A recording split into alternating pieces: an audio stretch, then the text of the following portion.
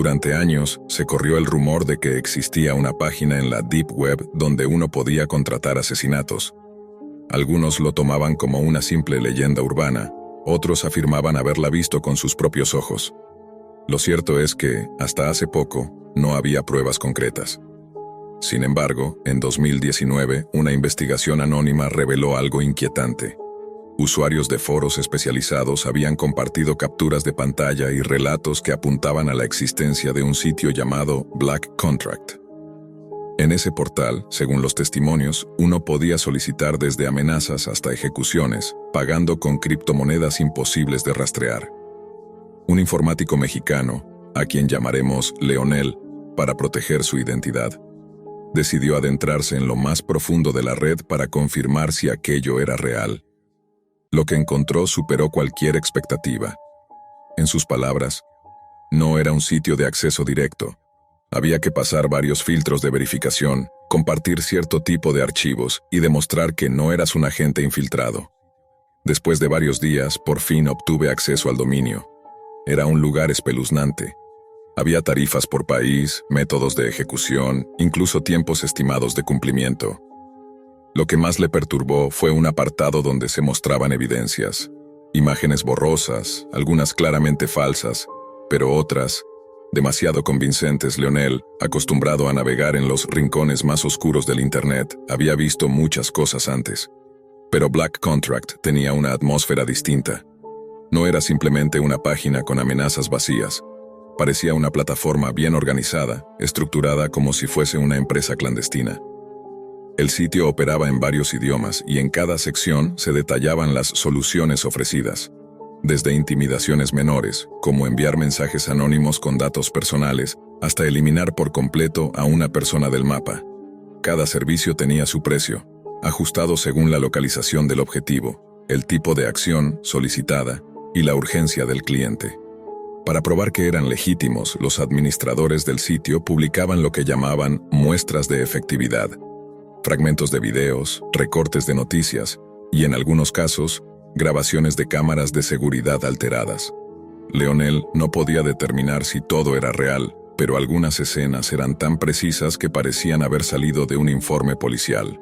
Uno de los aspectos que más le impactó fue el nivel de detalle que se requería para realizar una solicitud. El formulario pedía la ubicación exacta de la víctima, sus rutinas diarias, redes sociales, fotos actuales y cualquier información que facilitara el trabajo. También había una opción para agregar notas específicas como hacerlo parecer un accidente o no dejar rastro alguno. Leonel decidió no interactuar directamente con los administradores por miedo a ser rastreado. Sin embargo, recopiló capturas, grabó pantallas y creó respaldos en discos duros externos que nunca conectó a Internet. Sabía que estaba entrando en un terreno peligroso. En los foros donde solía intercambiar información con otros usuarios de la Deep Web, comenzó a compartir fragmentos de lo que había encontrado. Algunos lo acusaron de estar inventando todo. Otros, en cambio, afirmaron haber visto páginas similares, aunque ninguna tan sofisticada como Black Contract. Lo más inquietante llegó semanas después. Una noche, mientras revisaba las actualizaciones del sitio, encontró algo que lo hizo congelarse. Su propio nombre apareció en una lista temporal de objetivos pendientes. Junto a su nombre estaba su ciudad, una fotografía de una reunión universitaria tomada años atrás y un comentario: el cliente quiere silencio absoluto. Leonel no tenía enemigos, o al menos eso creía, pero entendió que al haberse adentrado tan profundamente, quizás había tocado una fibra sensible. Apagó todos sus dispositivos, destruyó los discos externos y desapareció del radar por unos días. Cuando volvió a conectarse, el sitio ya no existía, o al menos, no en el mismo dominio. Leonel había aprendido por las malas una de las reglas básicas de los rincones más oscuros del ciberespacio. Observar demasiado de cerca puede convertirte en el siguiente blanco. Durante varios días, se mantuvo completamente desconectado. Apagó su teléfono, retiró la batería de su laptop, y se refugió en casa de un viejo amigo que no tenía conexión a Internet. Aunque por fuera intentaba mantenerse sereno, por dentro vivía con el peso constante de estar siendo observado. Cada sombra, cada vehículo estacionado demasiado tiempo frente a la casa, le despertaba una ansiedad creciente. Incluso evitaba salir a la tienda por miedo a ser seguido. Pasaron semanas antes de que se atreviera a volver a su rutina normal. Pero ya no era el mismo. Había perdido peso, hablaba poco y desconfiaba de todos. Solo un objetivo lo mantenía despierto: entender quién estaba detrás de Black Contract y cómo era posible que operaran con tanta impunidad. Leonel comenzó a investigar desde cero, esta vez con mayor cautela. Utilizaba sistemas operativos diseñados para el anonimato, encriptaba sus comunicaciones y operaba únicamente desde redes públicas. Pero Black Contract no había desaparecido, simplemente se había desplazado. Ahora se hacía llamar C3 Protocol. El dominio estaba protegido por múltiples capas de cifrado, accesible únicamente mediante invitación desde canales de comunicación ocultos. No había rastro del sitio anterior, pero su estructura era casi idéntica. Servicios por encargo, pagos en criptomonedas imposibles de rastrear, y un canal directo de contacto con operadores que hablaban como si estuvieran al mando de una organización militar secreta. La diferencia era el nivel de paranoia. Ahora, para acceder, se debía presentar una recomendación digital, una especie de carta de confianza firmada con una clave de alguien que ya fuera cliente. Leonel logró infiltrarse tras ganarse la confianza de un usuario anónimo en un foro cerrado. El proceso fue lento y en más de una ocasión creyó que lo descubrirían. Pero una noche, al revisar su bandeja oculta, recibió una clave de acceso.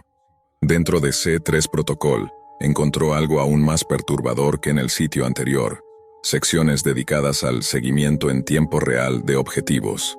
Usuarios compartían imágenes recientes de personas vigiladas, grabaciones de drones, audios tomados desde micrófonos ocultos. Había incluso reportes detallados de víctimas anteriores, como si se tratara de un archivo corporativo. Leonel comenzó a notar patrones. Varios nombres repetidos, direcciones que coincidían con zonas geográficas específicas, y una cadena de comentarios encriptados firmados por alguien con el seudónimo de Cronos. Esta figura parecía tener autoridad sobre los demás, y sus mensajes eran claros: precisión, anonimato y cero margen de error. Fue entonces cuando Leonel se dio cuenta de que esto no era solo un mercado de sicariato digital. Estaba ante una red estructurada con niveles jerárquicos, protocolos internos y posiblemente financiamiento desde fuentes más poderosas de lo que jamás imaginó. Y lo más inquietante, el nombre de otro viejo conocido apareció en la lista de potenciales problemas. Era alguien del foro con quien Leonel había compartido información meses antes. A las pocas semanas, esa persona desapareció sin dejar rastro. Leonel sabía que cada clic podía delatarlo. Había aprendido que en la Deep Web nada era gratuito y que incluso el mero acto de mirar lo convertía en partícipe. Por eso, tras descubrir la identidad de Cronos como figura clave dentro de C3 Protocol, se obsesionó con rastrear sus movimientos digitales sin ser detectado. Durante semanas se convirtió en una sombra digital, cruzando servidores en cadena, accediendo a bases de datos en la Darknet y utilizando inteligencia artificial para descifrar patrones en los metadatos de los mensajes de Cronos. Todo indicaba que el operador tenía conocimientos militares o, peor aún, conexiones con agencias de inteligencia corruptas. Cada nuevo hallazgo era más aterrador que el anterior. Un correo cifrado revelaba que algunas de las víctimas habían sido ex agentes o denunciantes. Otros archivos mostraban rutas de escape para asesinos a sueldo después de ejecutar sus encargos, pasos fronterizos controlados, identidades nuevas e incluso intervención quirúrgica para alterar rasgos físicos. Era una red sofisticada, más cercana a una agencia de operaciones negras que a una simple banda de criminales digitales. Una noche, mientras analizaba una de las transmisiones cifradas del foro interno de C3 Protocol, algo cambió. El canal se activó en tiempo real. Por error, o tal vez por diseño, Leonel fue testigo de una transmisión en directo. Una cámara térmica captaba el movimiento de una figura entrando a un edificio en las afueras de una ciudad que reconoció por los anuncios en árabe del fondo. Las coordenadas estaban parcialmente visibles. En el chat interno, un operador escribía: Fase 1 completada, eliminación en 3:22. Leonel sintió un vacío en el estómago. No era una simulación, estaban transmitiendo un asesinato por contrato, en directo, como si fuera una misión de rutina. Cerró la conexión de inmediato y destruyó el dispositivo que había usado para conectarse. Ya no se trataba de una investigación. Ahora él sabía demasiado. Durante los días siguientes, Leonel vivió como un fugitivo. Se movía entre hoteles baratos, no usaba tarjetas, evitaba cualquier tipo de red pública. Estaba paranoico, pero con razón. Alguien había intentado ingresar a su departamento. El portero del edificio comentó que un hombre, de traje y con acento extranjero, había preguntado por él. No dejó nombre, solo dijo: «Dígale que lo estamos esperando». Leonel necesitaba ayuda. Contactó entonces a una periodista de investigación que había conocido en un foro sobre privacidad digital. Ella se hacía llamar Cassandra. Había denunciado redes de trata y operaciones de lavado de dinero en el pasado, y había tenido que irse del país tras recibir amenazas de muerte. Tras un encuentro fugaz en un café de aeropuerto, Leonel le entregó un pendrive con todos sus hallazgos. «¿Sabes que si esto es real, no hay vuelta atrás?», le dijo Cassandra, sin dejar de mirar a su alrededor. «Lo sé, pero no podemos permitir que sigan operando como si nada». Ella asintió, guardó el pendrive y se fue sin despedirse. Esa misma noche, Cassandra publicó un adelanto del material en un canal anónimo de whistleblowers. Usó fragmentos cifrados, pruebas visuales y referencias clave para alertar a la comunidad. No reveló nombres, pero dejó claro que C3 Protocol no era un mito, sino una estructura activa con contratos ejecutados en varios países. La reacción fue inmediata. Algunos medios alternativos comenzaron a replicar la historia y foros de seguridad informática entraron en ebullición. Alguien ofreció una recompensa en Bitcoin por más datos. Pero también llegaron las amenazas. Cassandra desapareció de la red 48 horas después. Leonel comprendió entonces que, aunque la verdad comenzaba a salir a la luz, estaba librando una guerra silenciosa contra una organización que no dudaba en borrar a cualquiera que se interpusiera en su camino. Y ahora, él era parte del tablero. A los pocos días de la desaparición de Cassandra, un mensaje apareció en la vieja laptop que Leonel aún conservaba, oculta en una mochila que nunca dejaba desatendida. No provenía de un canal común, ni siquiera de uno cifrado. Era un archivo de sistema que simplemente no debería haber estado allí, rootcanex.msg. Al abrirlo, encontró un solo texto. «Lo que viste no fue todo, solo fue un fragmento. Estás buscando en el lugar correcto, pero en la capa equivocada. Si realmente quieres entender a C3, busca Atrium, pero hazlo fuera del navegador». Atrium. No era un foro, ni un sitio conocido de la Deep Web, pero el nombre le sonaba. Recordó una mención indirecta en uno de los primeros logs que había rastreado, un archivo con metadatos manipulados y coordenadas falsas, como si se tratara de una broma. Pero ahora sabía que en esta red nada era al azar. Decidió escarbar más. Durante 3 noches, sin dormir, trabajó desde una unidad aislada, sin conexión física a ningún router, alimentada solo por energía solar.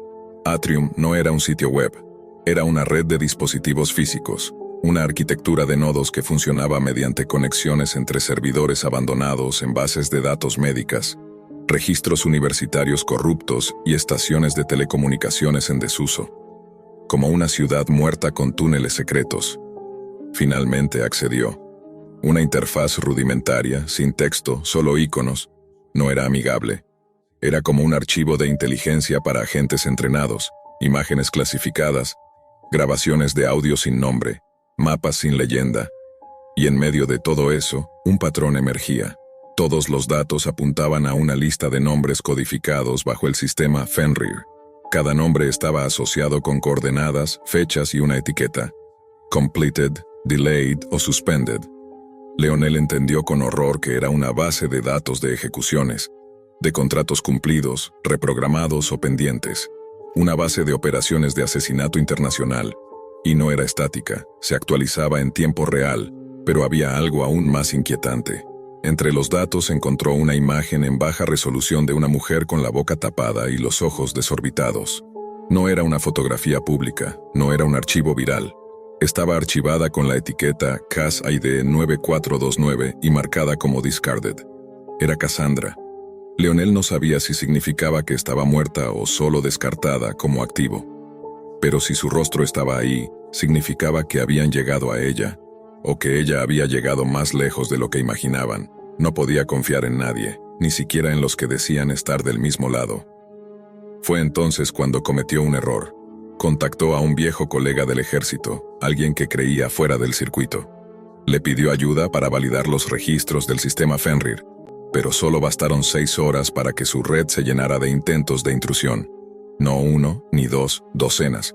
Coordinados, silenciosos, profesionales, y lo peor, personalizados.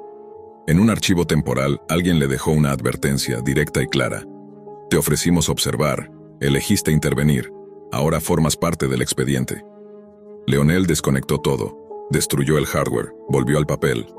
Volvió a escribir con tinta y hojas, a esconder información dentro de libros, a dejar mensajes en sobres sin remitente. Había vuelto a lo básico, como si se tratara de espionaje de los años 80, pero era la única forma de mantenerse con vida y seguir investigando. Sin embargo, algo lo impulsaba a seguir. Una certeza: si había llegado a Atrium, otros también podrían.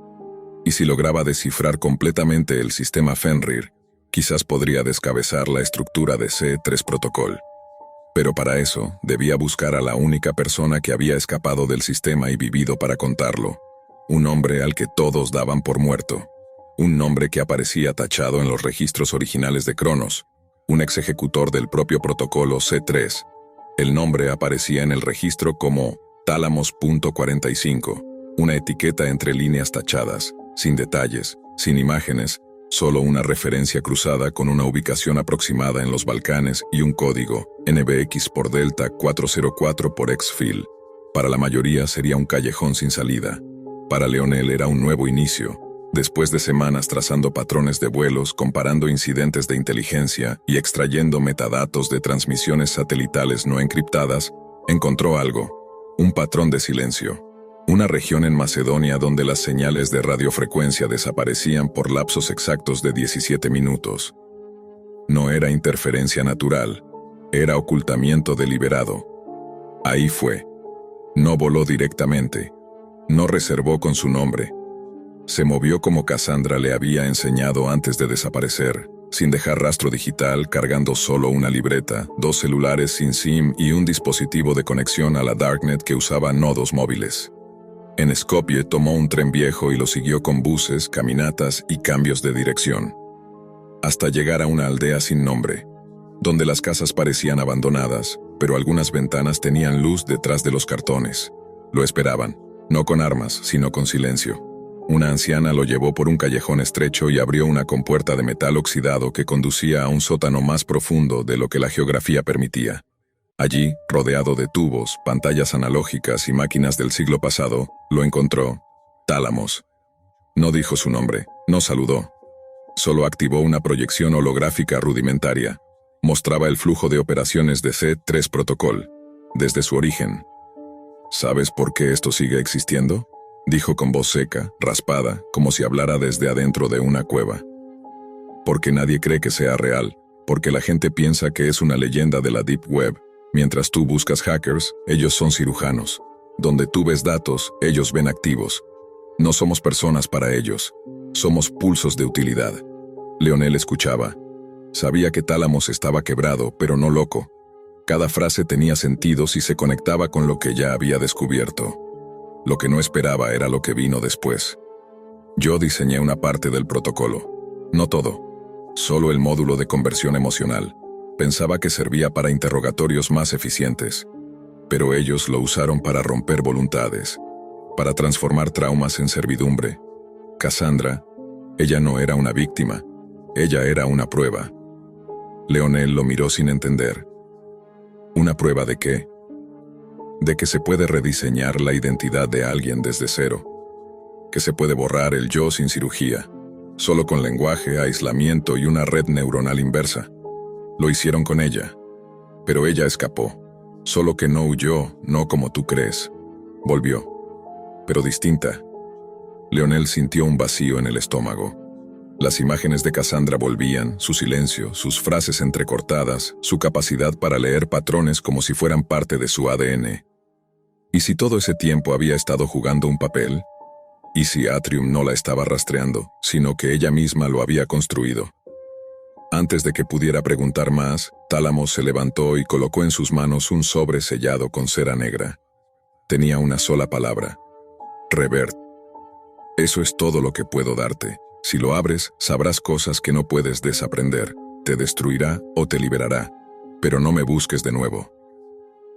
Horas después, Leonel se encontraba en un vagón de carga cruzando la frontera rumbo a Albania, con el sobre oculto dentro de su zapato.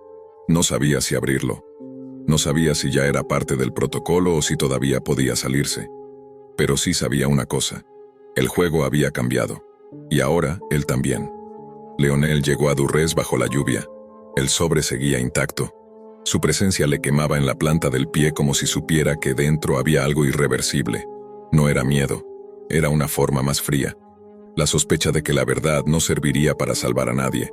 Se instaló en un edificio a medio construir, donde pagó por días en efectivo. Su única conexión era una antena improvisada que le permitía entrar a la Deep Web por medio de un sistema operativo oculto llamado Chimera OS. No figuraba en foros, no era código abierto, solo existía en fragmentos, como si fuera una mitología compartida por sobrevivientes. Conectó el equipo, desactivó el micrófono, apagó todo lo que pudiera transmitir señales y por fin abrió el sobre. Adentro había dos cosas: un USB envuelto en papel metálico y una nota escrita a mano. Si lees esto, estás dentro del perímetro. El código Revert es la raíz del protocolo C3. No es una clave, es una inversión. Mira el archivo, luego decide si quieres seguir. Metió el USB en una laptop aislada. Solo un archivo apareció. Origen Lambda. Cuando lo ejecutó, no fue un video ni una imagen. Era una simulación interactiva, un entorno virtual simple, un cubo blanco, sin sombras, sin esquinas. En el centro, un avatar idéntico a él. «Bienvenido, Leonel», dijo el avatar. «Este no es un espejo, es una réplica, y si llegaste hasta aquí es porque ya no puedes confiar ni en tus recuerdos». Leonel intentó cerrar el programa. No pudo. La simulación ya estaba activa en memoria física, alterando los permisos de ejecución del sistema. Lo que ves es una recreación parcial de la celda de memoria donde fuiste copiado. Ahí todo se quebró. ¿Copiado? ¿De qué hablaba? El avatar empezó a caminar alrededor suyo. Durante tu estancia en Argentina, el protocolo activó una unidad dormida en tu conciencia. No eres el original, Leonel. Eres el reflejo generado después del evento Cassandra. Te usamos para mapear reacciones. Pero tú decidiste salirte del patrón. Todo el espacio se distorsionó. Ahora estaba viendo imágenes de su infancia, pero fuera de foco, como si fueran generadas por inteligencia artificial. Lo que sentiste como real era solo estímulo reactivo. Ella fue el gatillo, tú fuiste el arma. El programa se congeló. Una palabra parpadeó en la pantalla. Desbloqueado. Desde ese momento, Leonel empezó a recordar cosas que no habían pasado, pero que sentía como propias. Una celda de aislamiento acústico, pruebas de resistencia cognitiva, rostros con máscaras quirúrgicas, comandos de voz en múltiples idiomas. Cassandra, siempre presente, a veces como guía, a veces como supervisora, alguien lo había reconstruido. Y la Deep Web había sido el medio de distribución. No era solo tráfico de datos, era tráfico de conciencias. Salió del edificio esa noche sin saber si seguir adelante o desaparecer. La lluvia había cesado, pero el mundo ya no tenía bordes firmes. Solo capas, capas dentro de capas. Y él estaba en el núcleo.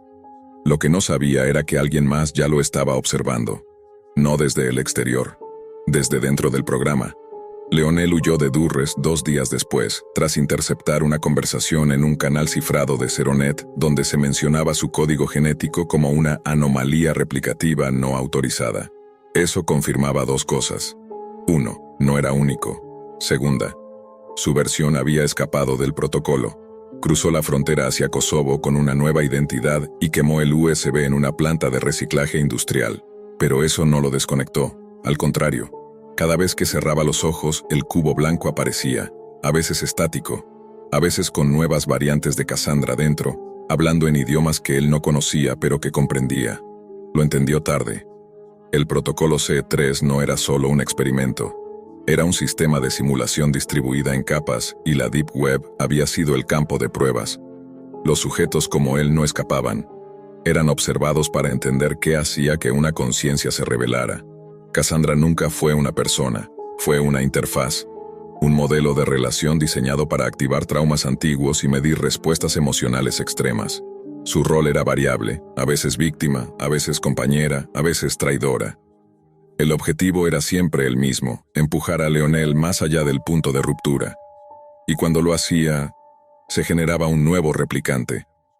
El verdadero Leonel, el original, estaba muerto desde el inicio. Fue el primer fallo del experimento. Pero en lugar de cerrar el archivo, lo multiplicaron. Ahora, docenas de versiones suyas vivían dispersas, creyendo ser reales, actuando con libre albedrío, ignorando que eran fragmentos de un archivo en expansión alojado en servidores dentro de la Deep Web, protegido por un algoritmo que mutaba cada 7 días. En un host rumano oculto bajo una iglesia abandonada, una pantalla mostraba múltiples cámaras, cada una con un Leonel diferente, cada uno creyendo que había escapado. El programa estaba en marcha, y Cassandra, en su forma más reciente, se actualizaba en tiempo real. Desde un sistema sin teclado, con comandos solo de voz, una operadora observaba la última simulación. Sujeto L11 ha despertado. ¿Con recuerdo del anterior? Parcial, ya sospecha, pero sigue creyendo que puede elegir. Perfecto, no lo detengas aún. Quiero ver hasta dónde llega esta vez. La pantalla se cerró, y el mundo siguió. Sin saber que algunas personas no son reales, solo respuestas.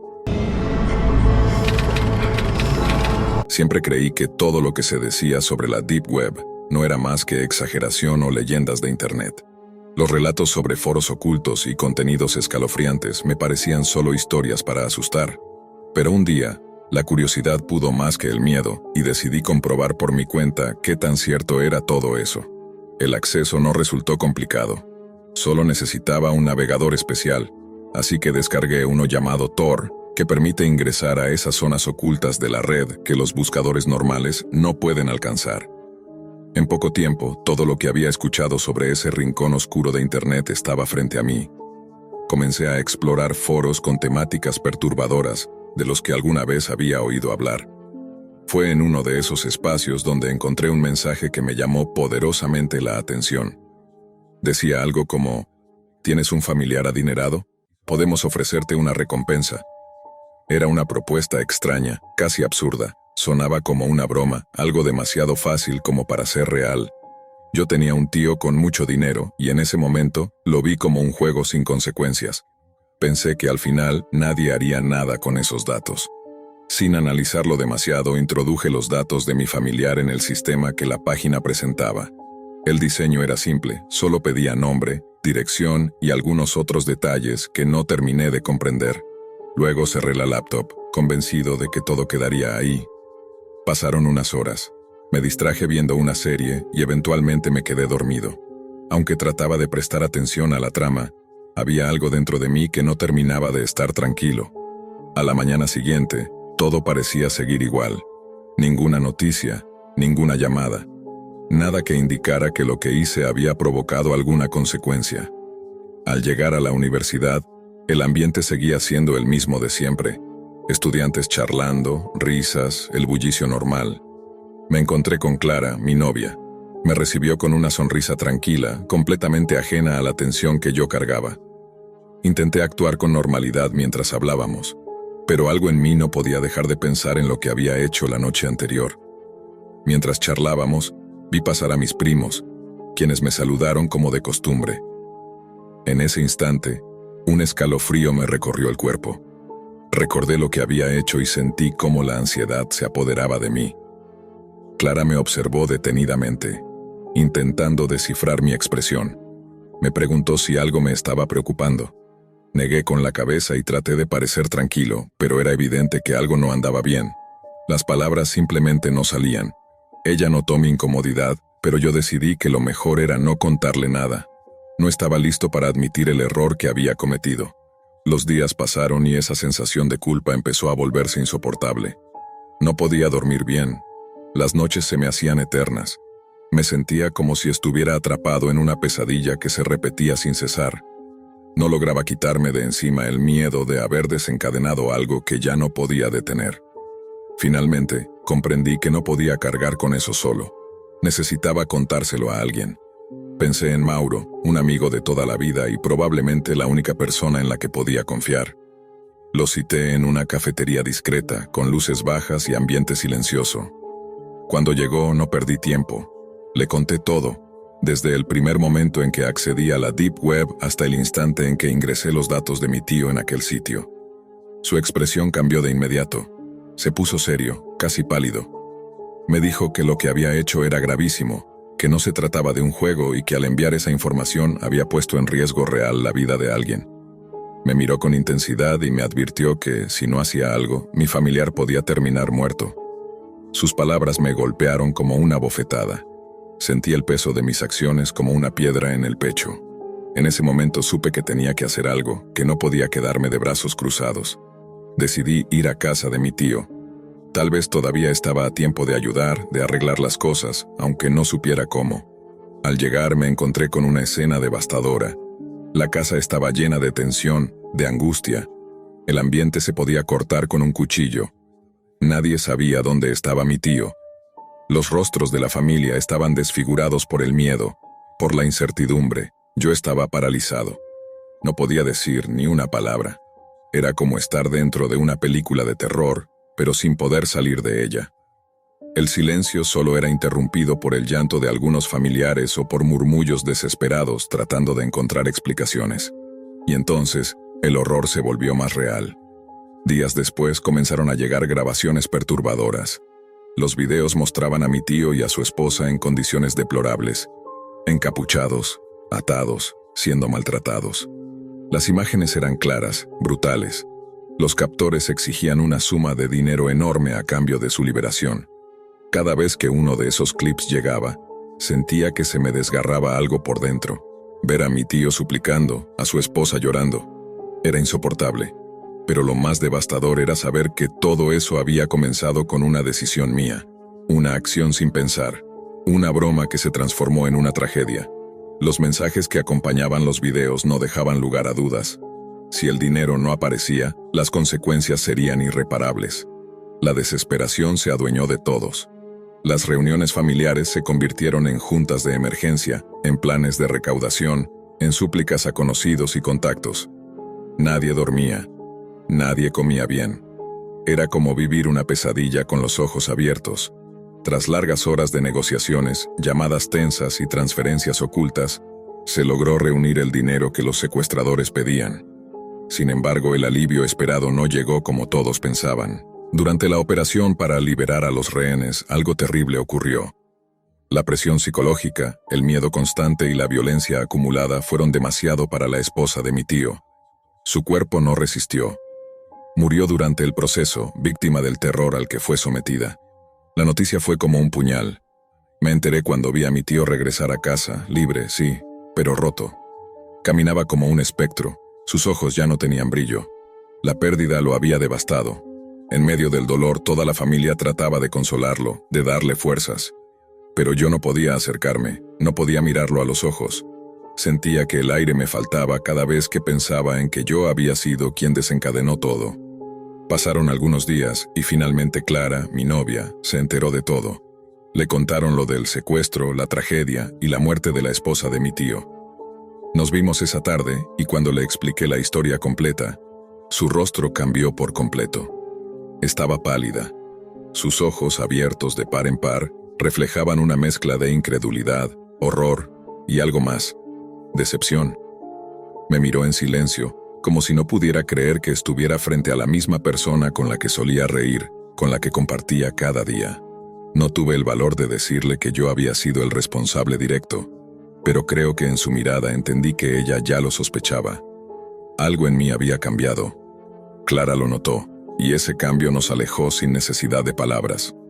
Después, uno de mis amigos, un tipo que conocía bien el mundo oculto de la red, me dijo algo que me heló la sangre. Me advirtió que en casos como ese, los responsables no solo eliminaban a la persona secuestrada, a veces también iban tras quien facilitaba la información. Esa frase me dejó paralizado. Hasta entonces no había pensado en que ellos podrían tener mis datos, pero claro que los tenían. Había iniciado sesión, había navegado por esos foros, había entregado una IP, un registro, una traza. De pronto lo que parecía un error tonto se convirtió en una amenaza latente sobre mí. Sabía que si esos tipos querían rastrearme, podían hacerlo. Y probablemente ya sabían quién era. Me costaba respirar. La ansiedad crecía cada vez que recibía una notificación en el teléfono, cada vez que alguien tocaba la puerta de mi casa. La paranoia se instaló en mí como una sombra que no se iba, como un castigo que sabía que merecía. Con el tiempo, empecé a entender la magnitud de todo lo que había hecho. Lo que comenzó como una simple curiosidad, como una especie de experimento sin importancia, terminó por destruir vidas. Descubrí que la Deep Web es una red inmensa, invisible para los buscadores tradicionales. No todo allí es oscuro. Muchas instituciones académicas y gubernamentales la usan para almacenar información protegida. Pero dentro de ese universo existe un rincón aún más oculto, la Dark Web, donde se concentran los mercados ilegales, los foros de violencia, los espacios sin ley. Es ahí donde me metí sin saberlo, donde ofrecí sin querer a alguien de mi propia sangre a manos de personas capaces de cualquier cosa. Ese error, esa ligereza, esa irresponsabilidad, me marcó para siempre. Desde entonces vivo con el peso del remordimiento. Nadie más supo que fui yo quien inició todo. Nadie me señaló, nadie me acusó, pero no lo necesitaban. Yo ya me había condenado por dentro. Cada vez que veo a mi tío, cada vez que lo escucho hablar de ella con tristeza, es como si el tiempo se detuviera para recordarme lo que hice. Por eso decidí contar esto de forma anónima, no por buscar perdón porque sé que no lo merezco, sino para advertir a otros, para que, si alguna vez sienten esa misma curiosidad peligrosa, lo piensen 2 veces. Lo que parece una simple visita a una página puede volverse una pesadilla sin retorno. La Deep Web no es un juego. Las decisiones que tomamos, incluso las que parecen inofensivas, pueden tener consecuencias que nos persigan por siempre. Y aunque intento seguir adelante, no hay día que no me pregunte qué habría pasado si nunca hubiera hecho clic en ese enlace. Cuando empezó todo, jamás imaginé en lo que terminaría. Por curiosidad y con la típica actitud de «a mí no me va a pasar», me metí en algo que no entendía del todo. Todo comenzó con una conversación en línea. Estaba aburrido una noche y me puse a explorar foros alternativos. En uno de ellos, un usuario con el alias de Ravencore mencionó una página dentro de la Deep Web donde supuestamente podías ver transmisiones en vivo, pero no de las que se encuentran en YouTube o Twitch. Eran, según él, contenidos crudos, para gente con estómago fuerte. No me lo tomé en serio al principio, pensé que era otra historia exagerada, como tantas que circulan por ahí. Pero la forma en la que lo describía me intrigó. No daba el enlace directamente, solo instrucciones para encontrarlo si sabías cómo usar Tor. La curiosidad me ganó, instalé todo lo necesario. Tor, VPN, medidas de seguridad básicas. Aunque ahora me doy cuenta de que nada de eso me protegía realmente. Seguí las indicaciones y llegué a un portal llamado Oblivion Streams. Era un sitio muy simple, con fondo negro y texto blanco. Había un contador que decía: próxima transmisión 002134. No había más información. Ningún botón de registro, nada de comentarios, ningún menú. Esperé. Cuando el contador llegó a 0, la pantalla se puso completamente oscura por unos segundos. Y luego comenzó. Apareció una habitación pequeña, mal iluminada. Una cámara fija enfocaba una silla vacía. Al poco tiempo entró alguien encapuchado y arrastrando a otra persona, amarrada y con una bolsa en la cabeza. El chat, que hasta ese momento estaba inactivo, explotó con mensajes. Usaban apodos raros y algunos escribían en idiomas que no reconocía. Apagué la transmisión enseguida. Me asusté, cerré todo y traté de olvidarlo, pero ya era demasiado tarde. Después de esa noche, algo cambió. Aunque cerré la computadora, borré el historial y traté de continuar con mi rutina, esa imagen se me quedó grabada. No podía dejar de pensar en la habitación, en la figura encapuchada, en la persona atada a la silla, y en los comentarios que aparecieron en el chat. Algunos pedían cosas, otros aplaudían. Uno incluso escribió: lo de ayer estuvo mejor, que esta vez grite más. Pasaron 2 días, no hablé del tema con nadie, pero algo en mí me empujó a volver a entrar. No sabría explicar por qué. Era como una mezcla de miedo y ansiedad con una necesidad de entender qué estaba pasando ahí. Pensé que si lo veía de nuevo, podría confirmar que no era real, que había sido una especie de montaje, quizás una especie de juego enfermo, un live action extremo. Volví a entrar a través de Tor. El sitio seguía en línea. Esta vez decía: próxima transmisión 011749. Me quedé esperando. Durante la espera revisé el código fuente del sitio. No encontré nada que me diera pistas de quién lo manejaba. Incluso intenté rastrear la IP, pero era inútil. Todo estaba enmascarado, capa sobre capa de anonimato. La Deep Web, tal como la había leído en foros, era un mundo donde nada es lo que parece, y donde nadie es quien dice ser. Cuando empezó la transmisión, sentí un nudo en el estómago. Esta vez no era la misma habitación. Parecía un sótano.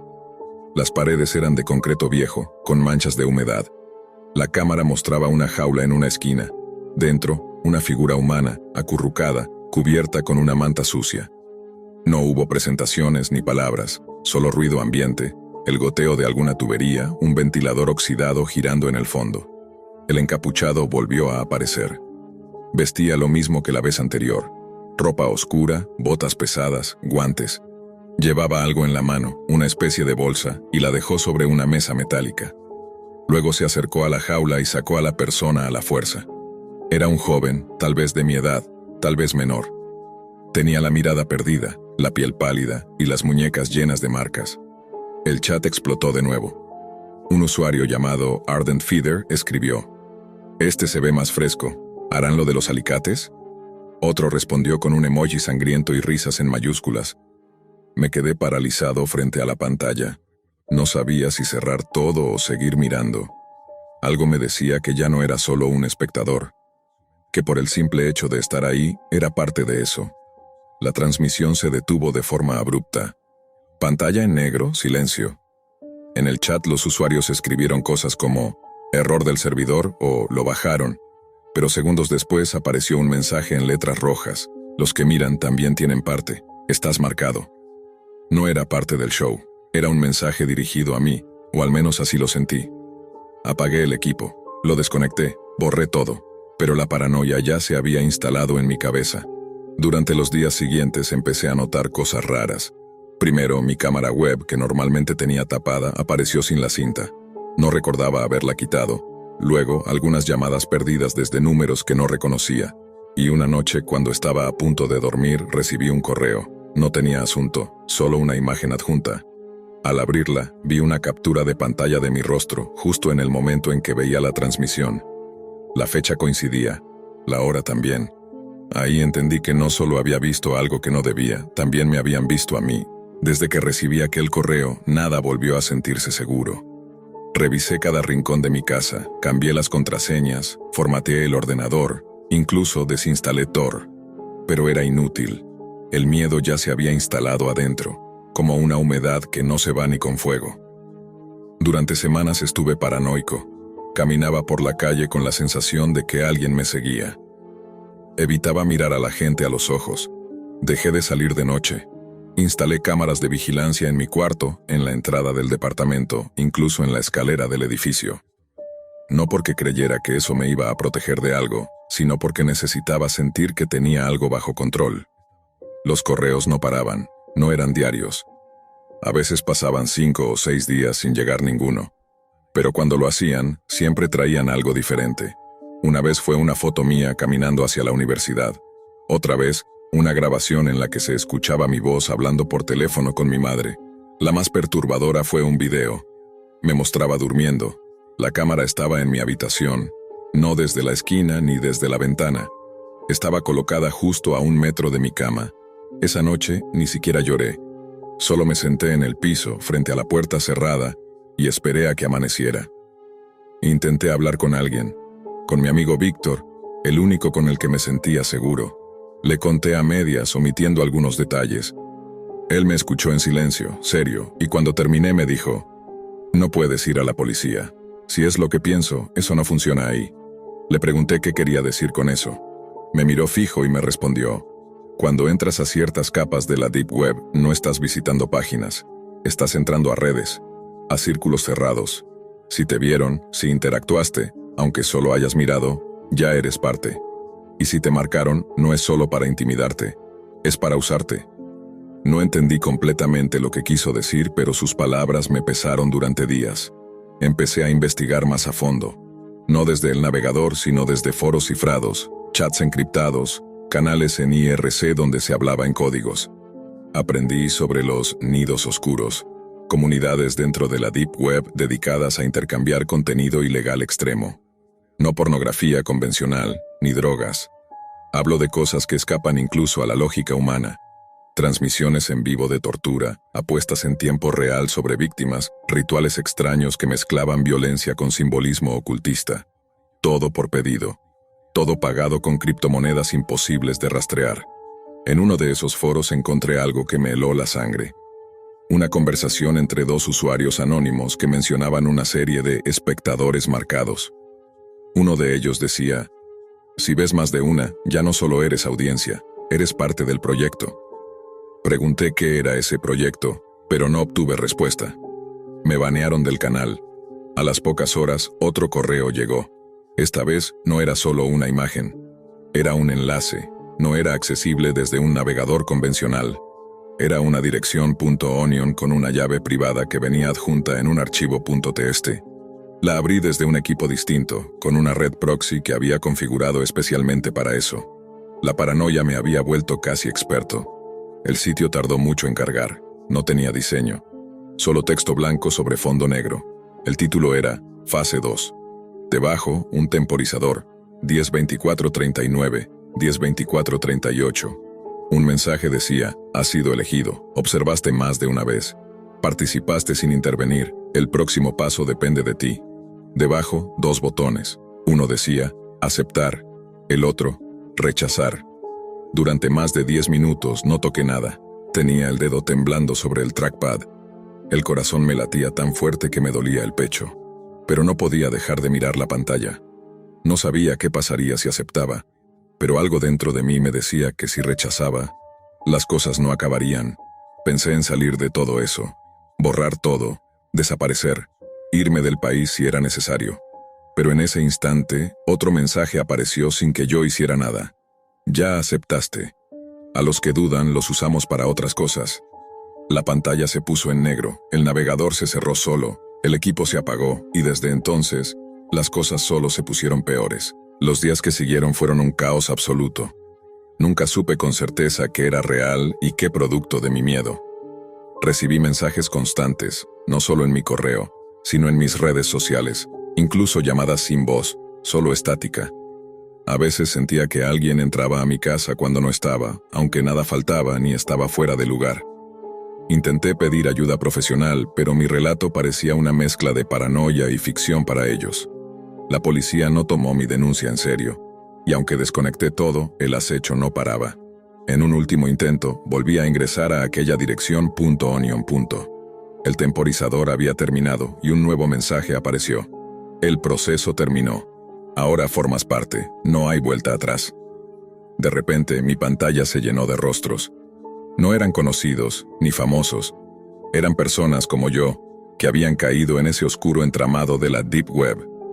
Víctimas y participantes, esclavos y verdugos en un juego siniestro que nadie veía. Me di cuenta entonces que no era solo un observador ni una víctima pasajera. Había sido enganchado, manipulado para entrar en un sistema que se alimenta de miedo, de control, de invisibilidad. La única forma de salir, me dijeron, era desaparecer completamente. Cortar toda conexión, mudarme a otro lugar, cambiar mi identidad. Pero también sabía que, mientras el Internet exista, mientras haya oscuridad en la red, otros caerán. Como yo. Quise contar mi historia para advertir a otros, para decirles que no miren, que no busquen respuestas en los rincones ocultos de la Deep Web, porque algunas puertas no deberían abrirse jamás. Y aquí estoy, aún temblando, escribiendo esto, con la esperanza de que alguien, en algún lugar, entienda el precio que pagué solo por un clic. Era una noche sin luna, silenciosa y llena de misterio, cuando, impulsado por una curiosidad insaciable y el ansia de descubrir lo desconocido, decidí adentrarme en la Deep Web.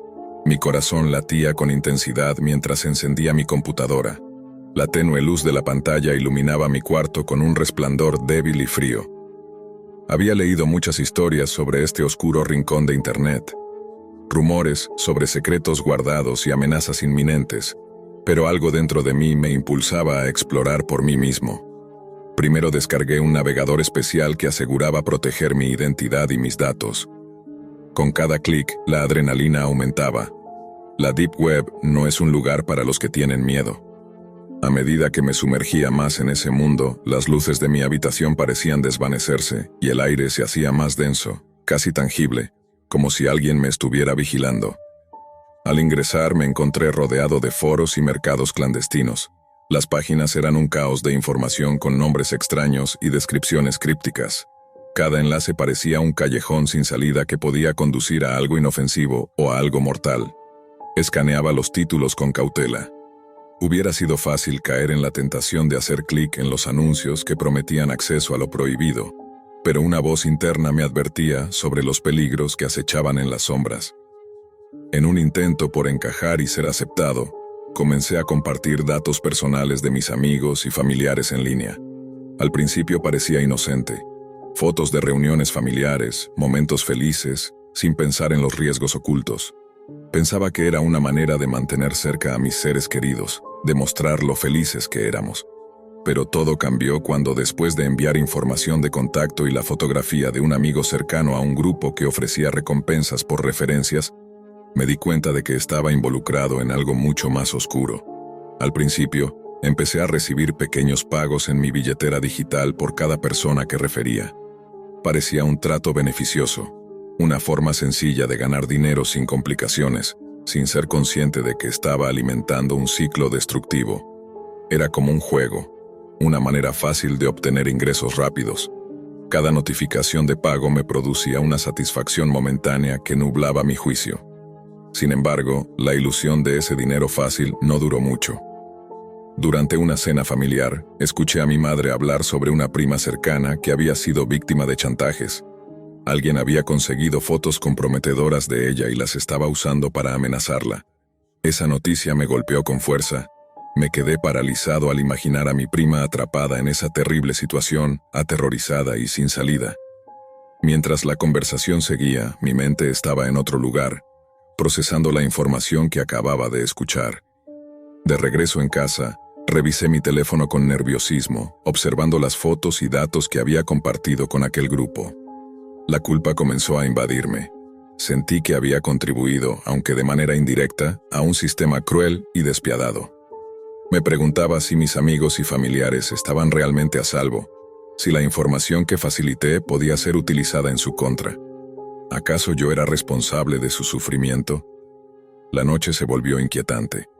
Me quedé despierto mirando el techo, recordando cada comentario y cada me gusta en mis publicaciones, dándome cuenta de que ese ciclo de validación había tenido un precio mucho mayor del que imaginaba. Los días siguientes, el temor que sentía comenzó a materializarse. Recibí un mensaje anónimo, simple pero escalofriante. Sabemos lo que hiciste. Mis manos temblaban mientras leía esas palabras. Al principio intenté pensar que era una broma, pero mi instinto me decía que no lo era. La ansiedad empezó a crecer hasta convertirse en un nudo que me oprimía el estómago. Poco después llegaron más mensajes, cada uno más amenazador que el anterior. Publicaremos tus secretos.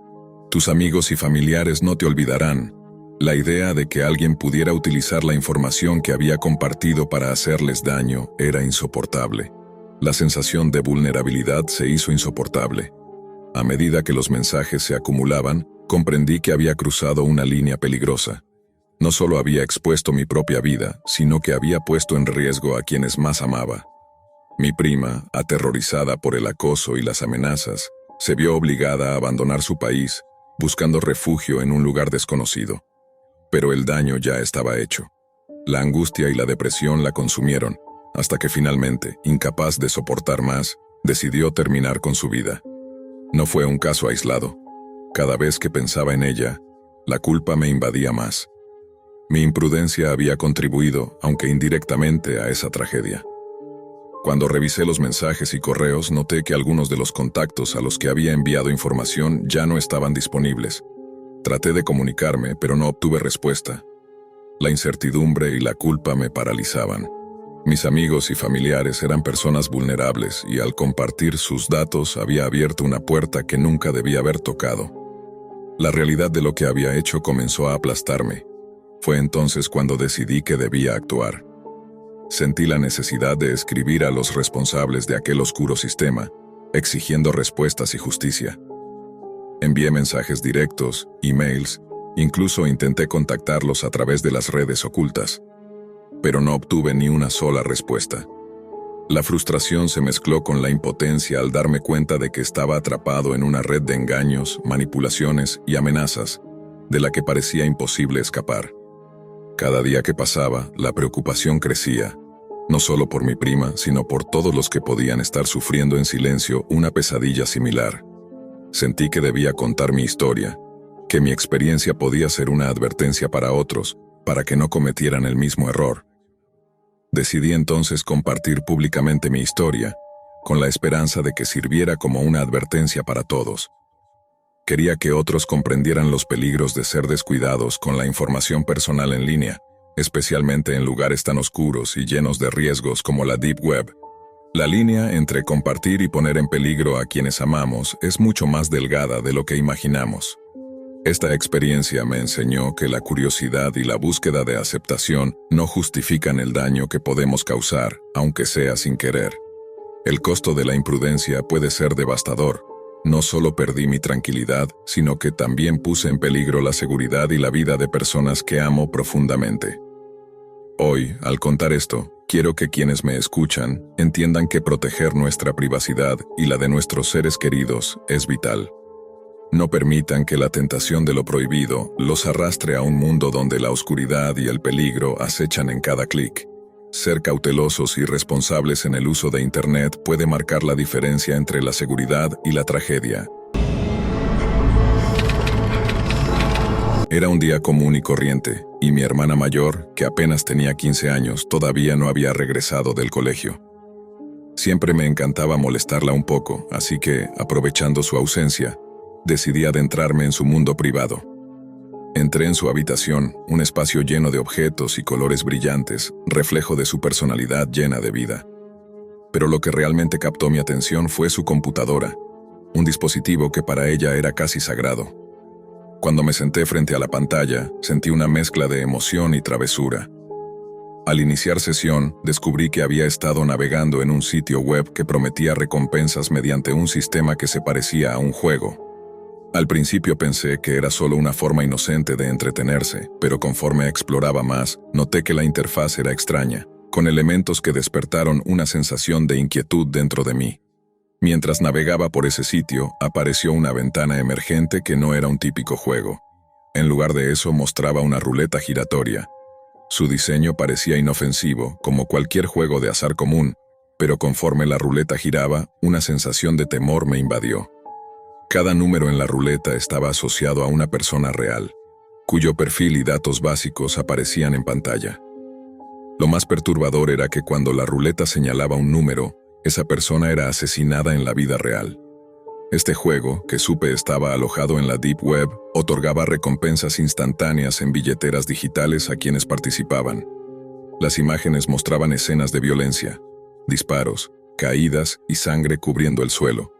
Quedé paralizada, incapaz de asimilar lo que estaba viendo. Cada rostro parecía narrar una historia de dolor y miedo, y las imágenes violentas se grabaron en mi mente como una pesadilla imborrable. La ruleta no solo giraba, era todo un espectáculo macabro.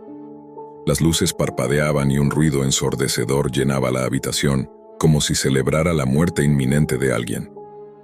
Cuando la ruleta se detenía en un número, el silencio que seguía era aún más aterrador, roto solo por un sonido triunfal que anunciaba que alguien había ganado. Las recompensas se transferían al instante, y los jugadores recibían notificaciones en sus teléfonos con mensajes como «Has ganado» o «El destino se ha cumplido».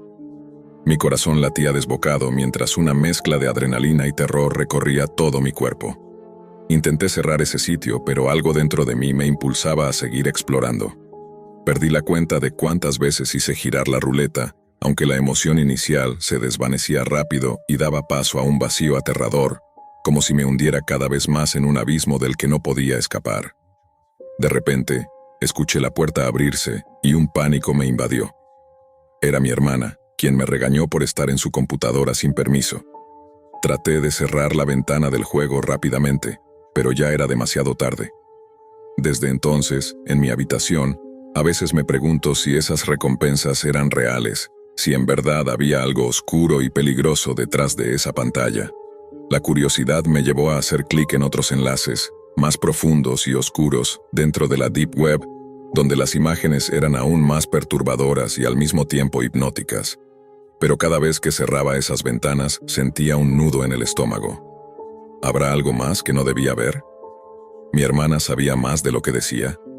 Esa sombra que dejó el juego se alojó en mi mente, insistiendo que era solo entretenimiento, pero cada vez me parecía menos inocente.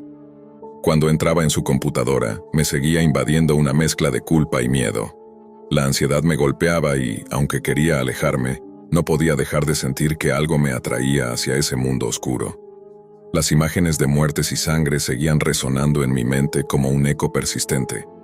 La idea de haber estado involucrada, aunque fuera solo como espectadora, me atormentaba.